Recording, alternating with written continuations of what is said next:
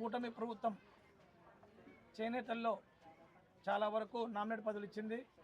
అందుకు ప్రభుత్వానికి ధన్యవాదాలు తెలుపుతూ, చేనేతల్లో అధిక జనాభా గల దేవాంగ చేనేత సమాజం దాదాపు 16 లక్షల జనాభా ఉన్న ఈ దేవాంగులకు నామినేట్ పదవుల్లో తీవ్ర అన్యాయం జరిగింది. ఈ అన్యాయాన్ని మేము చాలా నిరసన తెలుపుతూ ఎమ్మెల్సీ పదవి తర్వాత నామినేట్ పదవులు ప్రత్యేకంగా దేవాంగ కార్పొరేషన్ ఏర్పాటు చేసి దానికి ఒక సమర్థమైన నాయకుడిని ఏర్పాటు చేయాలని మేము ఈ ప్రెస్ మీట్ ద్వారా కోరుతున్నాము. అదేవిధంగా సమర్థమైన నాయకుడు మన తూర్పుగోదావరి జిల్లా నుండి వట్టం గణేష్ గారు, పశ్చిమ గోదావరి జిల్లా నుండి వట్టం గణేష్ గారు చాలా కాలం నుండి తెలుగుదేశం పార్టీలో ఉన్నారు.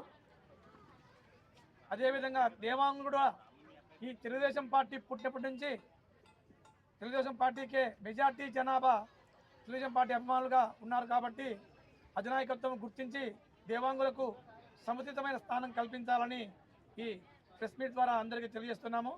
ధన్యవాదాలు.